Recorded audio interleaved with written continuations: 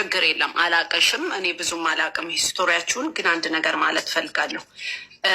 እዚህ ላይ እናንተን የሚከተል ሰው ስቱፒድ አይደለም፣ ወይም ይሄ ይቅርታ ይሄን በማለት እንዲደደባ የማያስተውል የማያውቅ አይደለም። በጣም ብዙ የሚያውቁ በጣም ብዙ ጎበዞች፣ ስማርቶች፣ ጨዋዎች ናቸው እና የምታመጡትን ነገር አንዳንዴ ምንም ስለማያውቁ ነው ብላችሁ እንዳትሉ። በጣም ብዙ የሚያውቅ ሰው አለ። በጣም ብዙ የሚያስተውል ሰው አለ። ብዙ የተማረ ሰው አለ። አረብ ሀገር የሄደ ልጅ ማለት ወይም ሴት ማለት ደደብ ናት አታውቅም ማለት አይደለም። ዩኒቨርሲቲ የተማሩ እዛ ላይ ከምትሰሩት በላይ እናውቃለን ከሚሉት በላይ ኢትዮጵያ በጣም የሚያውቁ ልጆች ናቸው። በጣም የመጠቁ ስማርቶች እና አንዳንዴ የሚታይና የማይታይ የሚደረግና የማይደረግን ነገር ማስተዋል ጥሩ ነው ብዬ አስባለሁ። አንቺን ለማለት አይደለም በአጠቃላይ። ሁለተኛ የምልሽ ነገር ደግሞ እንደ ሴት የሚደበቅ ነገር አለ። ሴት የሚደበቅ ነገር አላት በተፈጥሮዋ። እኔ እማየው በተለይ ቡታጅራ የሚባል ወይም ከዛ አካባቢ የመጣችሁ ሴቶች ይቅርታ አንቺን አይደለም አሁንም በሙሉ የማየው ነገር እኔ ሴትን ኢትዮጵያ ኖሬ አድጌበታለሁ አይቼ የማላቀውን የሴትነት ክብር የጣለ ነገር ነው የሚታየው።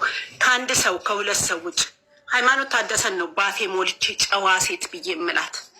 ሴትነትን ያዋረደ ማንነትን የጣለ ወንድንም እየተከተለ የሚያለቅስ ወንድ በወንድ ላይ የሚያመጣ ትዳርን ያራከሰ ምን አይነት እንዴት አይነት ቤተሰብስ የሚያይ ሰው ይታዘበናል ተብሎ አይባልም እንዴ? ኢትዮጵያ ስናድግ እናውቃለን።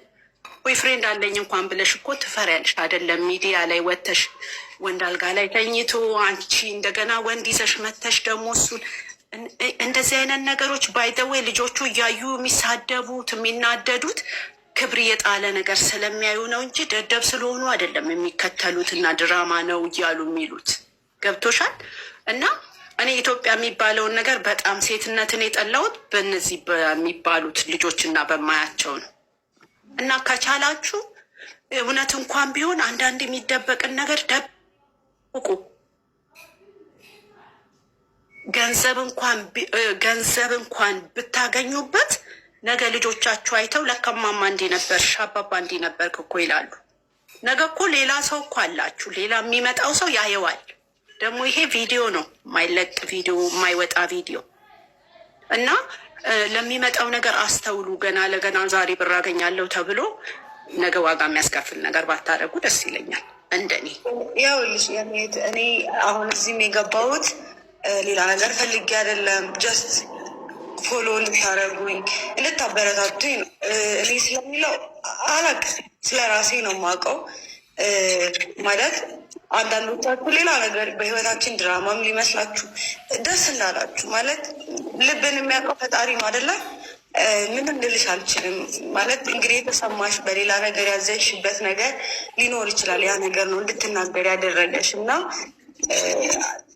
It's not like that. Don't think all the people stupid. እንዳታስቢ እንደዛ። ልክ እናንተ አሁን በጣም ሞደርን ላይፍ ሁሉ የሚኖር ሰው በአጋጣሚ እናንተ ሊያይ ይችላል። በአጋጣሚ ፈልጎ ሳይሆን ትምህርት ለመማር ብሎ ሳይሆን። እነዚህ ልጆች ግን ስራቸውን እየሰሩ ጀስት ጊዜ ለማሳለፊያ ብለው የሚያዩት ነገር በጥሩ ነገር ነጋገሬ ገብቼ እንዲህ ቢሆን ነጋገሬ ስገባ እንዲህ ቢሆን የሚሉበት ሊሆን ይችላል። እኔ ግን አሁን እዚህ ጋር ፎሎ ለማድረግ ላለማድረግ ብቻ ሳይሆን አንድ ፐብሊክ ፊገር አንቺም የምታሳዩ የራስሽ የሆነ ሾው ሊኖርሽ ይችላል። የእውነትም ሊሆን ይችላል። ግን የእውነትን ስታሳዩ የሚታይ ነገር አለ። እንደኔ ለምሳሌ ሀውስ ዋይፍ የሚባል ፕሮግራም